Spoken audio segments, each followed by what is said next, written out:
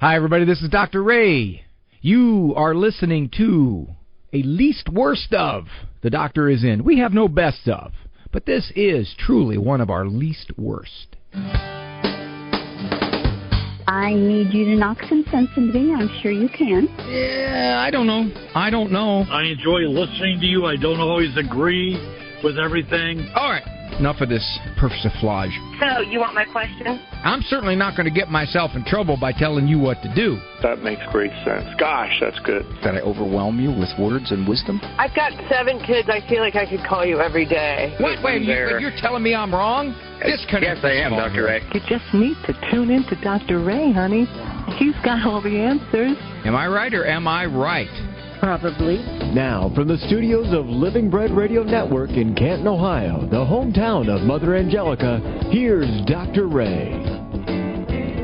Not wanting to brag, not wanting to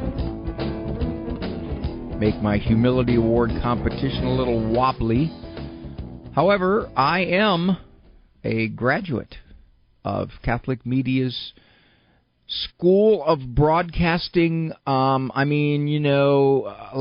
articulation and stuff. Yeah, I am. Right, Barb? Right. All right.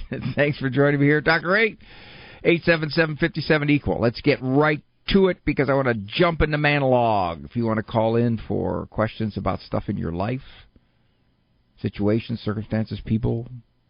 I was at the office this morning, going to go back to the office this afternoon, but this little hiatus here to talk to you is nice. I'm not going to do therapy like I do at the office, but we can talk a little bit, do a little education, maybe give you a thought or two, something that you say, I can use that, and I can use that as a ripple effect.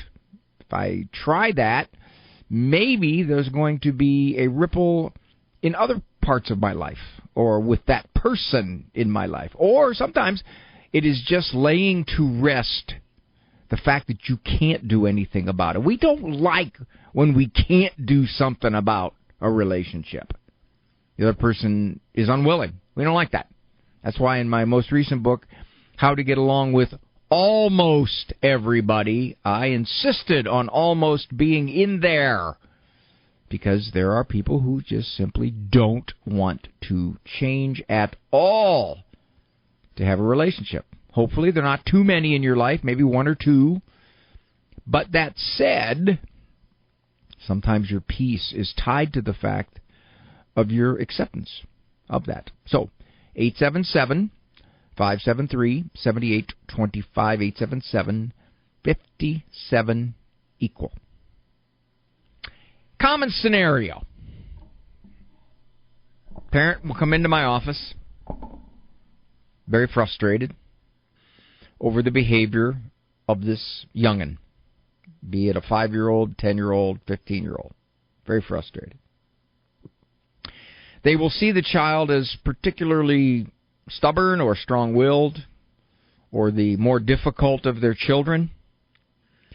In other words, they will see something endemic, no, that's a bad word, innate, to the child that makes them this way.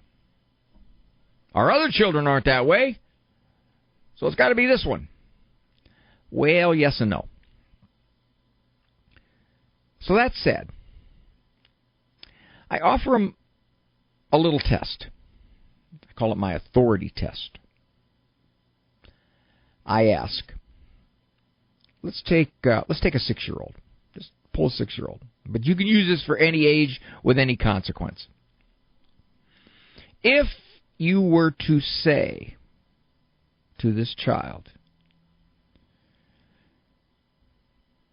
that's very mean what you did to your sister. Go stand in the corner, please.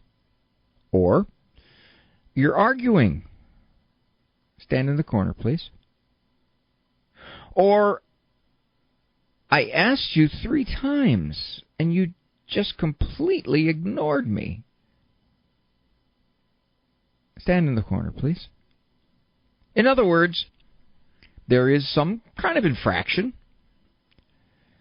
You say in a normal, non-threatening tone of voice, Here is your discipline. Accept it, please. When I put that to parents, if you were to do that, what would happen? Now, almost always with a kid who has been a chronic behavior problem in the household, parent will say, well, no, you're not going to do it. Not without a fight, not without an argument, not without coming out of the corner, not without melting down, not without resisting, not without looking at me like, who you talking to, you and what army? Not going to happen. Some say, yeah, he would go sometimes. And then I ask, who determines the sometimes? And they say, well, he does. So then, really, if he's going to accept his discipline consequence, he decides, not you. If he's not in the mood at that moment to go to the corner, then he's not going. Or he's going to start a running monologue the second he hits that corner. Or he's going to come out 23 times. Yes, that's right. So you understand now, that means you don't have any authority. Now, see, they don't look at it that way. They look at it like, well, yeah, I do, because I can take things from him. Or we have our structure and our expectations, and we're stricter than most of the parents I know. Yeah, but if you cannot get a child to accept your discipline without having to scream and yell and carry on, I have to get mad, then he listens. If you just can't simply say, you know, you need to put your head down at the dining room table, I'll set the timer, you can lift it up when the timer goes off. You need to sit down at the table, and I want you to write 25 sentences. When my grandmother watches me, I will listen to what she says. Or you're going to give me 20 minutes worth of chores. Begin now, I'll tell you what they are. If you can't get that, if it risks a fight, a resistance, an opposition, and by the way, I'm sad to say this, I suspect that in most American homes, you can't get that. Now, parents do various things to enforce it. They get really angry, or they threaten. Then the child says, okay, I'll do it. Or parents will say, well, I hold him in the corner. Or they'll say, I took away his video game. Yeah, so they'll do something to try to enforce this. But the ability to simply say, you need to write a 400-word essay. Now, let's say we're talking a 14-year-old now. You need to write a 400-word essay for using that word in this house. The parent would say, I don't know if I can get that. He'll just look at me like, no way, not happening. Do you understand what that says? It says you don't have authority in your own home. You have marginal authority. Because I'll ask parents, what do you do when he does this? Well, we take things away. Because that's the one thing they can actually do. They can take something away.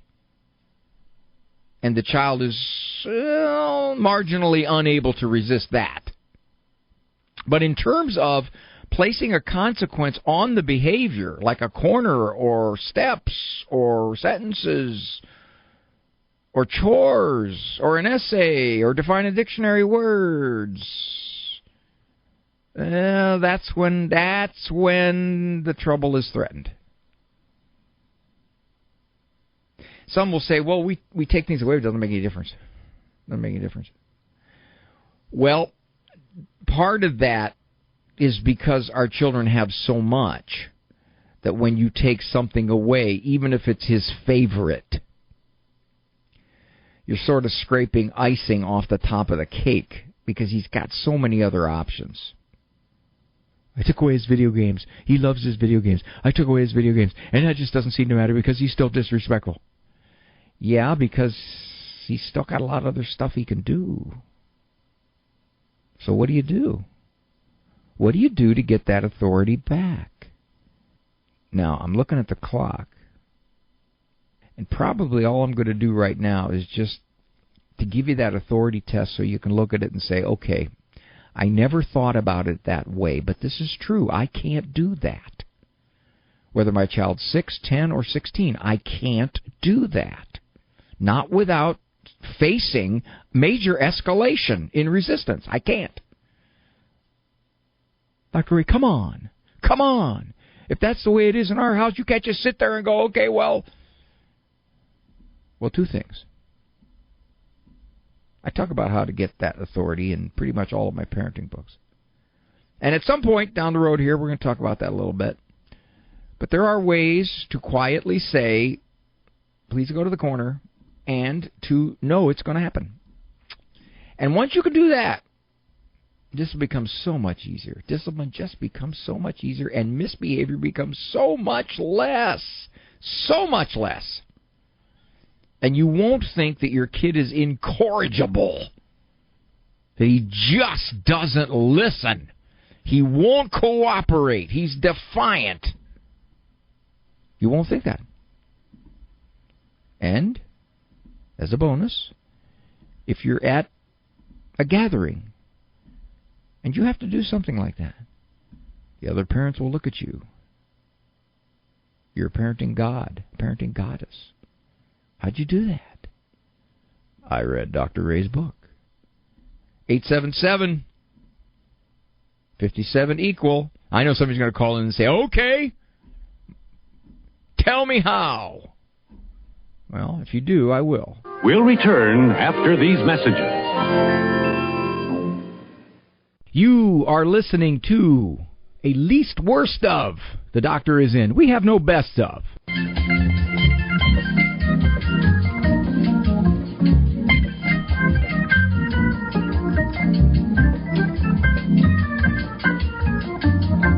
Giving you a remedial psychological education. Catholic Radio's Renaissance man for the last 7 years. Let's go to Judy from New York. Hi, Judy. Hello there. Judy. Hey, guys. Judy around? Supposed to be there. Judy, you get back to that phone right now. Quit making me beg. Her question was, is Seton homeschooling available in New York? Of course. It's available anywhere. It is a distance learning program. Now, the interesting thing about Seton is very rigorous. It's very rigorous and it's very structured. Particularly powerful for grammatical and literary and English-related stuff. A couple of my older children who were pretty capable academically. My wife instructed them with Seton on a lot of their, especially their verbal subjects. Well, they're all verbal, but I mean particularly focused on verbal. And on their ACTs, they got 36s. Now, I think that's because of the strength of Seton.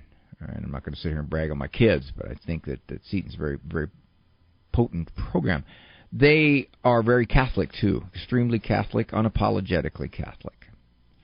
Very large. They've got all kinds of resources. They've got all support. They've got help.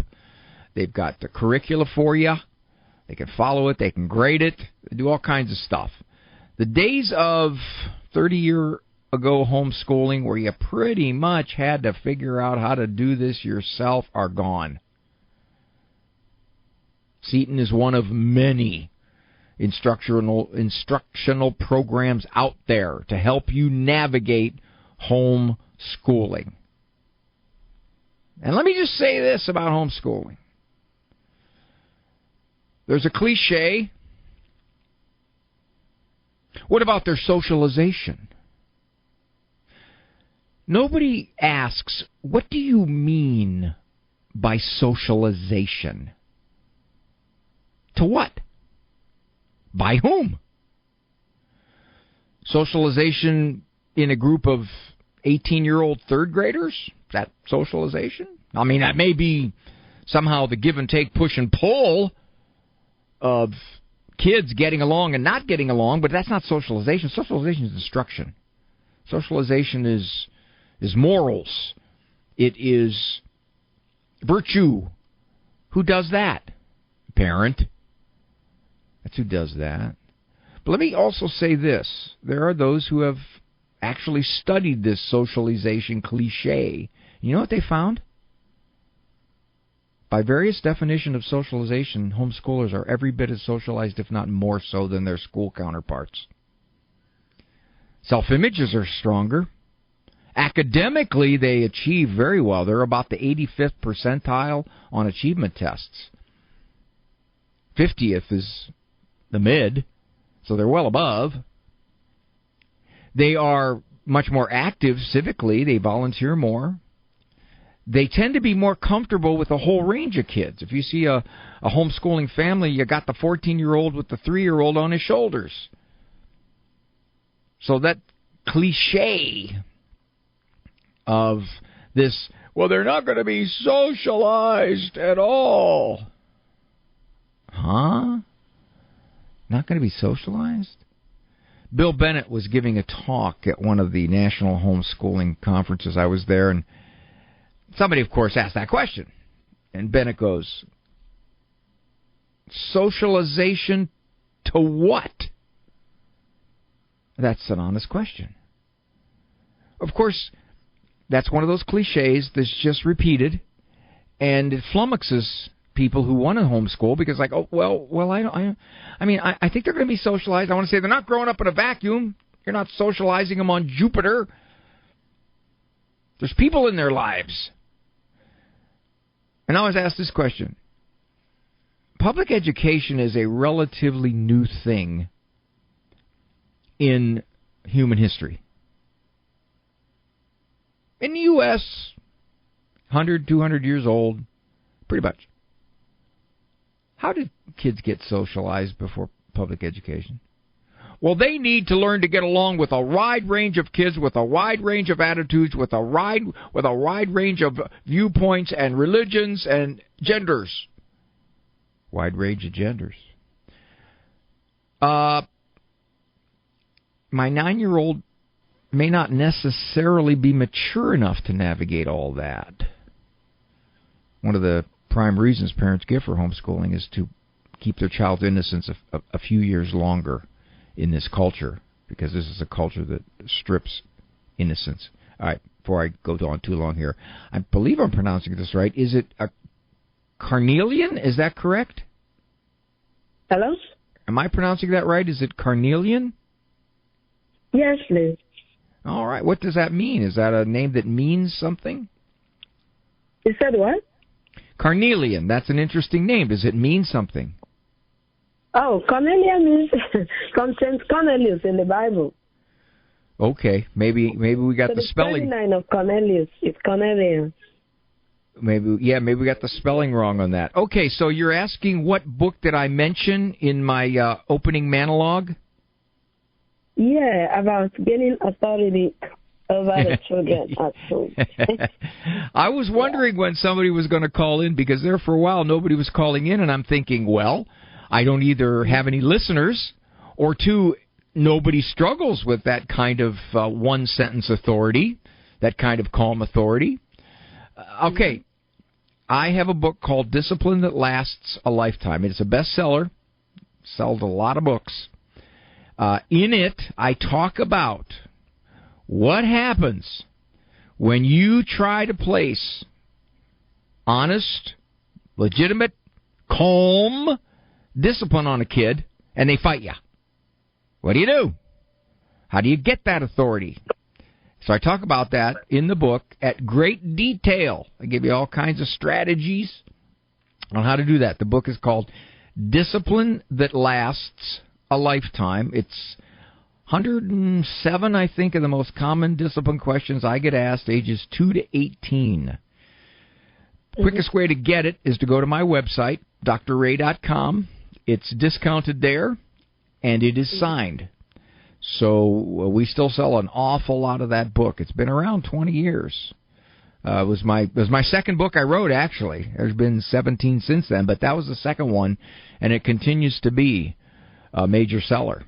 Discipline that lasts a lifetime. I will tell you, my dear, that will put you back in charge. Thank you. Oh, you are welcome, sweetheart. Thanks for the call. Yeah, I know I didn't have any calls up to that point about authority, and I'm thinking, well, I guess I'm way off.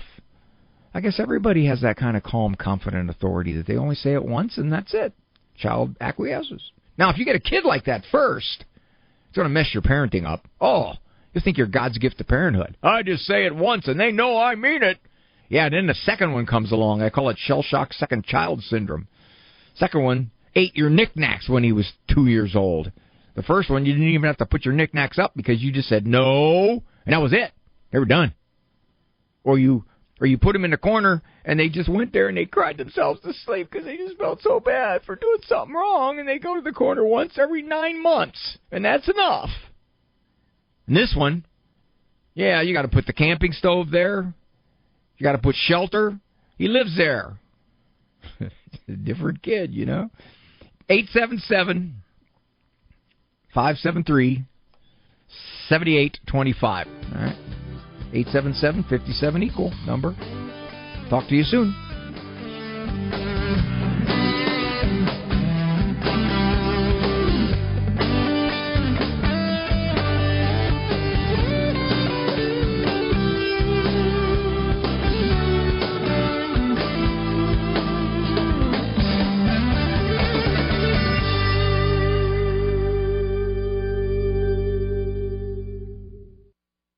The Doctor is In with Dr. Ray Guarendi will commence now. We assure you that this randomly selected program is one of Dr. Ray's least worst.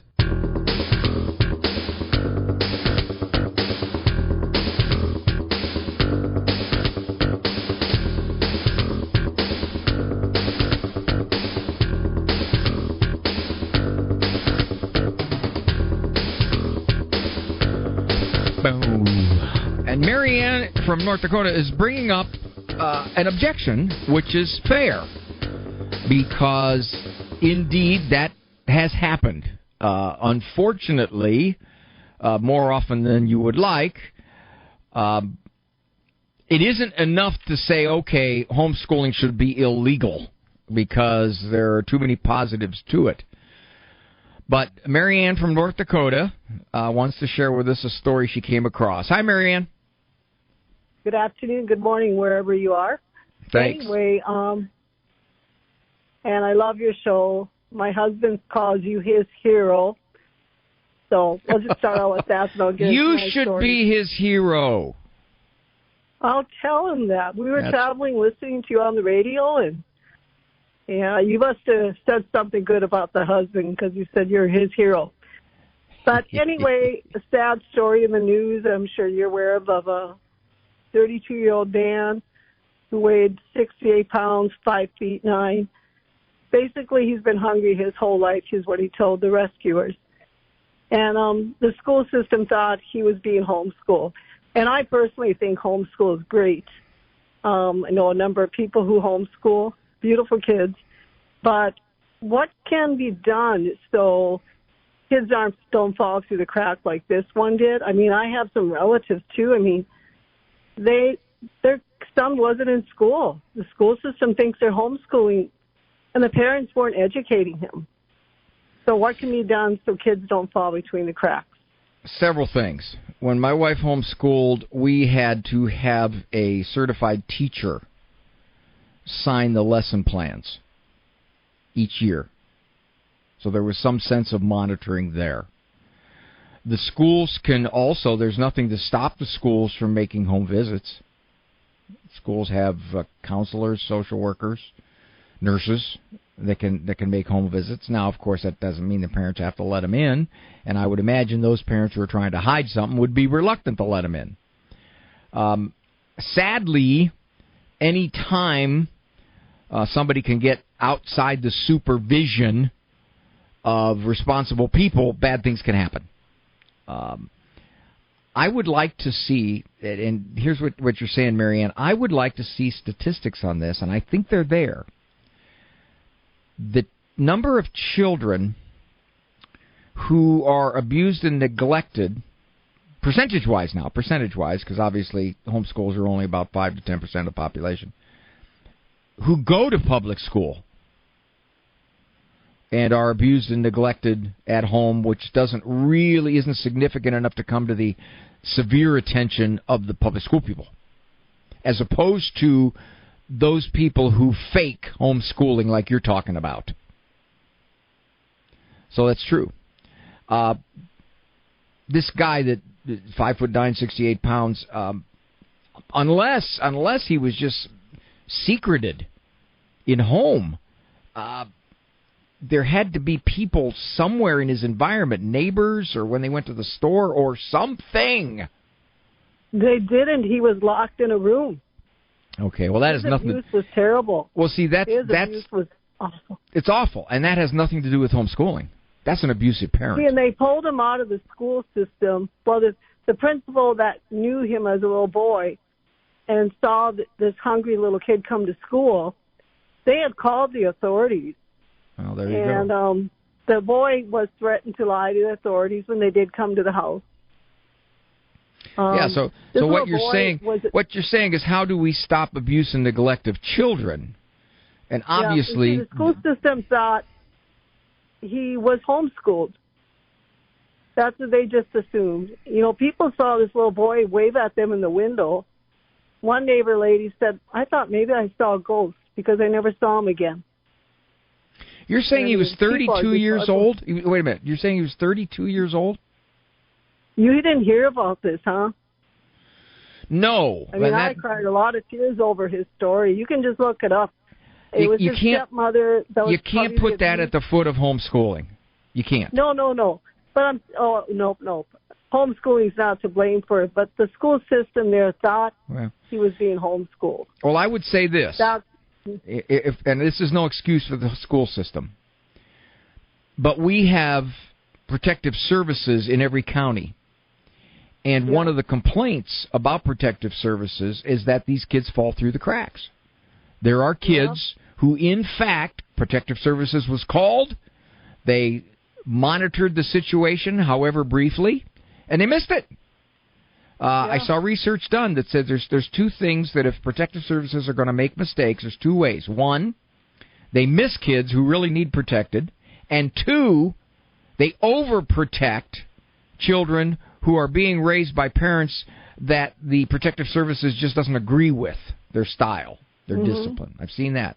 So you're right. I'm not familiar with that, but it doesn't surprise me because those stories, sadly, with the decay of the American family, those stories are gaining momentum. Thank you, Marianne. Pam from Connecticut. She homeschooled her 29-year-old daughter. Now, back when she was doing that, you know, homeschooling was just gaining some momentum. Hi, Pam. Hey, how are you, Dr. Ray? I'm doing pretty good, thank you. I'd like to go back to the parenting style of sending the child, to take a little time out, stand in the corner, put your head down. You know, I raised two daughters. One is 24 and one is 29. And the first one, boy, she was a real handful. Are you with me? There you go. Yeah, you dropped out for a second there. Okay. The first one was a real handful. You know, I was asked by many parents have asked me, do you believe in spanking children? And I said, well, I spanked the first one, but I would never spank the second one. Does that make sense? Well, why the difference?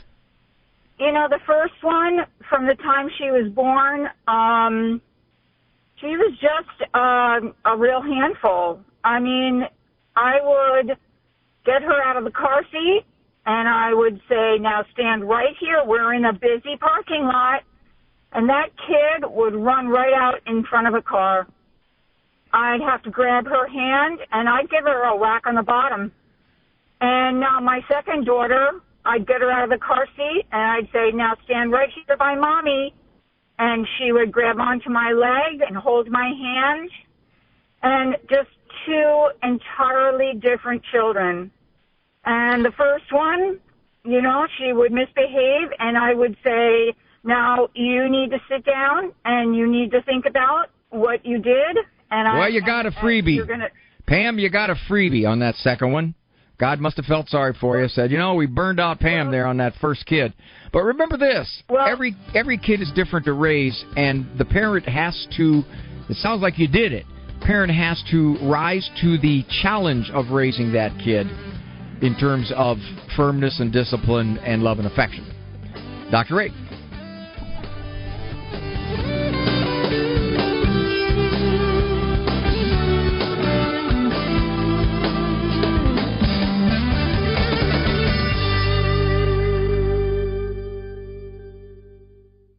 You're listening to the least worst of The Doctor Is In with Dr. Ray Guarendi. So please, no calls at this time.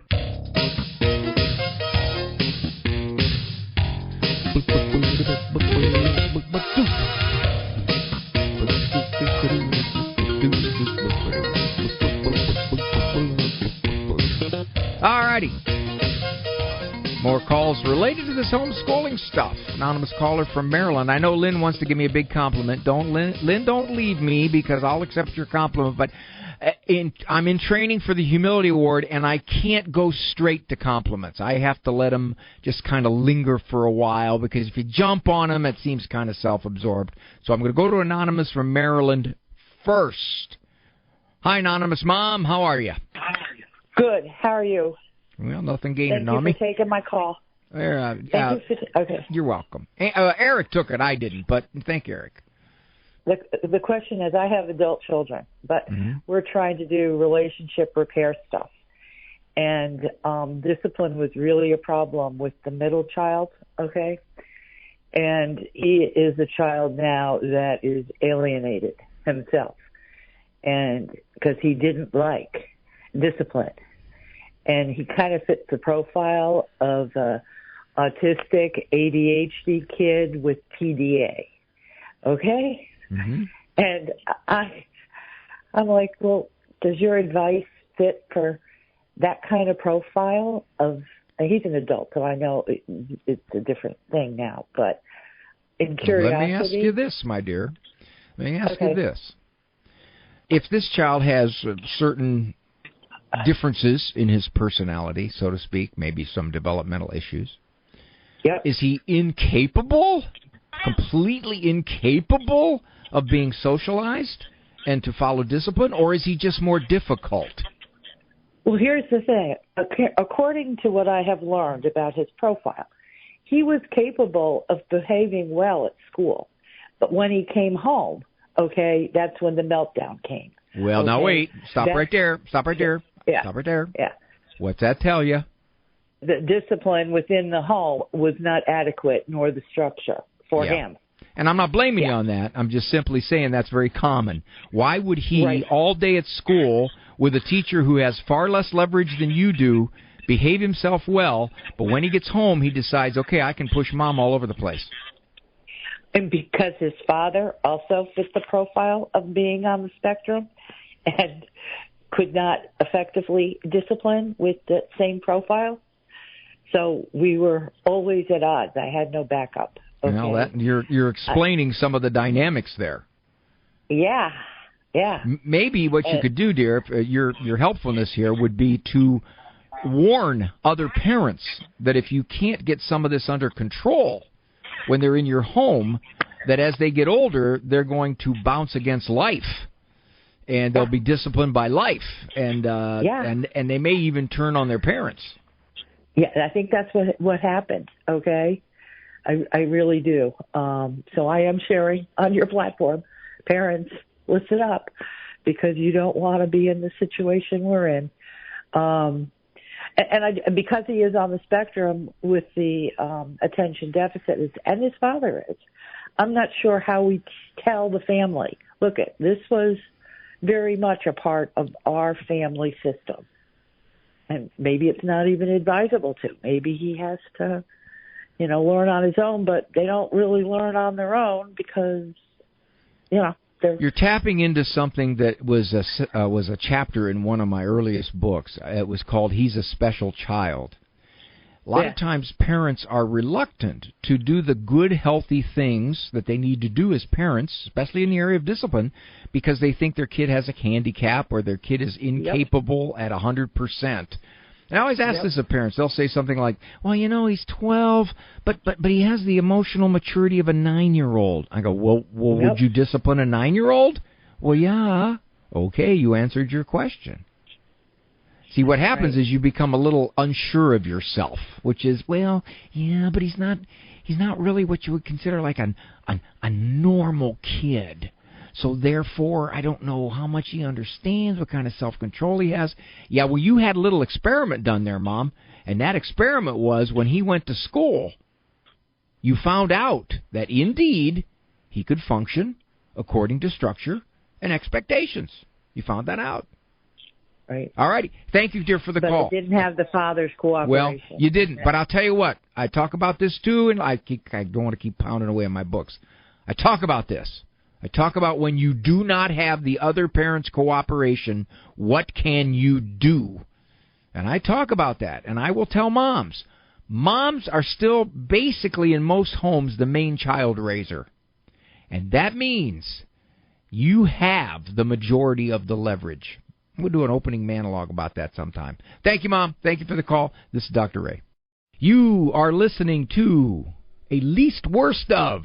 The doctor is in. We have no best of.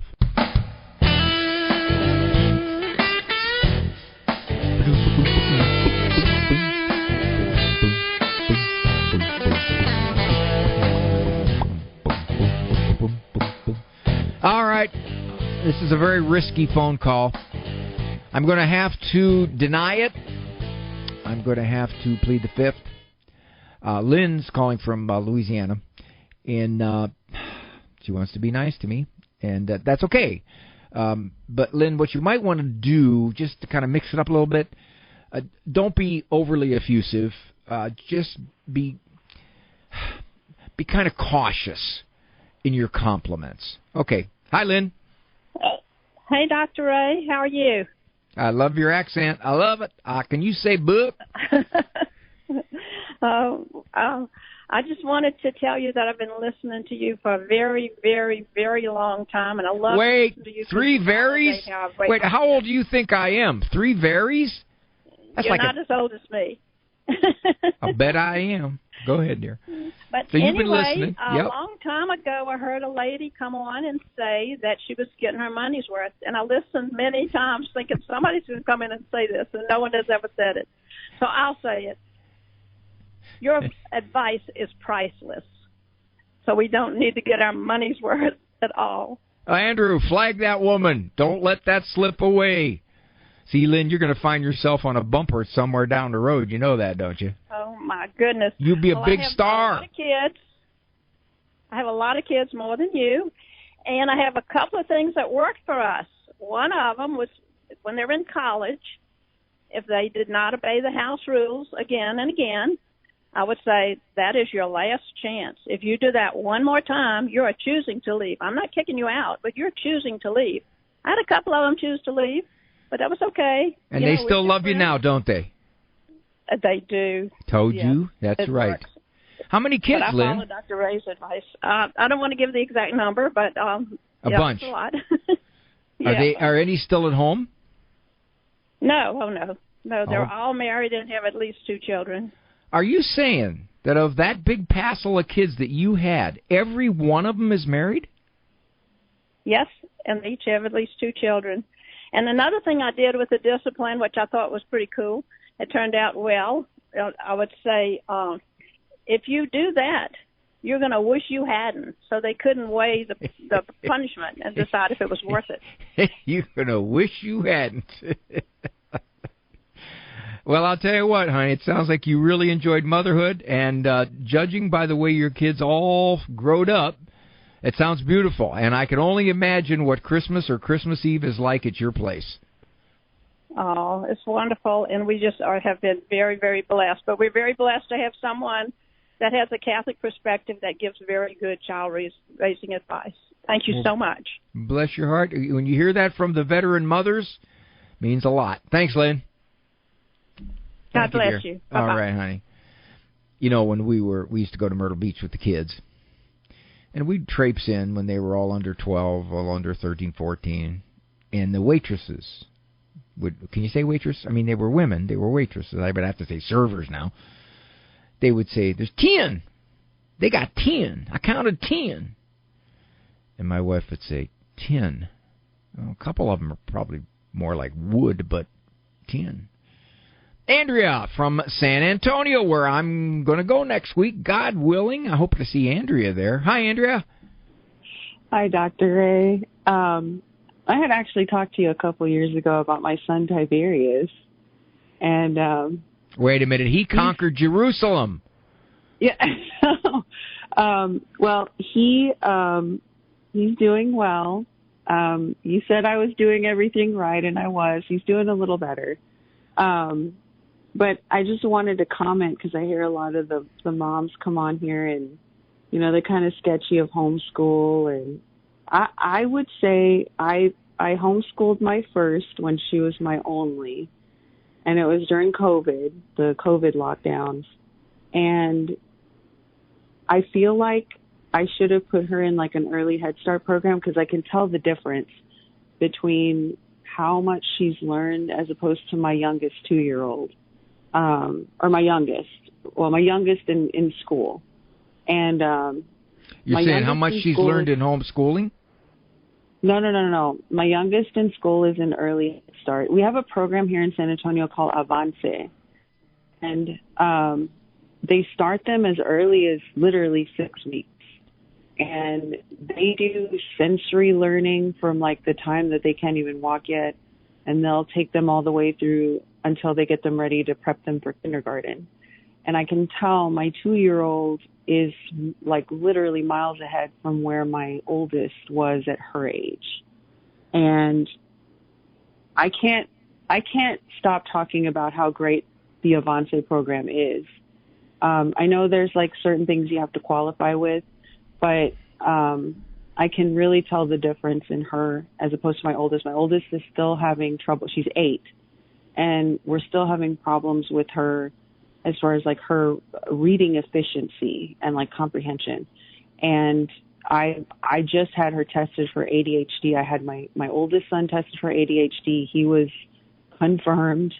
But he also, Tiberius, he's my oldest son. He also has hearing loss in his left ear. He's profoundly deaf in that ear.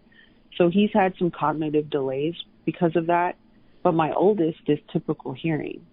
And we're kind of concerned with her because I know she has up until middle of 4th grade to get proficient at reading. But I feel like because she's changed schools so many times, we've changed her schools like 2 or 3 times, that she's had trouble focusing. She's had like Andrea, let me throw a curveball at you, because you sound like you've concluded the reason for your 8-year-old's struggles that she didn't have that early stimulation. It may be, and I personally think it probably is, given what you've described, is that she's just a different kid.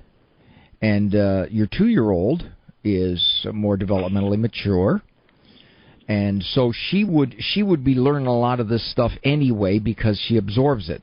Your 8-year-old, you think she didn't have that early stimulation, so therefore that was why she's struggling now. Given that you're testing her, and given that she's gone through a couple of 3 schools, maybe the better explanation is that's just who she is. She struggles a little more to learn. And that even if... The reason I'm saying this is because I'm hoping that you're not feeling, boy, really blew it. We really blew it. We should have jumped in and given her that early stimulation, and she wouldn't be struggling like this now. Not necessarily. Not necessarily at all. You can have a child have all the stimulation in the world, but if she's going to struggle a little bit, you'll see it. And that may be what's going on. Okay? So, matter of fact, it probably is what's going on. But your 2-year-old just may be one that, she just absorbs it. She absorbs it earlier, and she's a little more developmentally mature. There you go. That's what I'm thinking, Andrea. But what do I know? My 2-year-old was also taken care of. We had a babysitter in our house for 2 years, and she was speaking Portuguese to her very early, like infancy, like from the time she was born to like the time that, she, unfortunately left us. Does your 2-year-old speak Portuguese?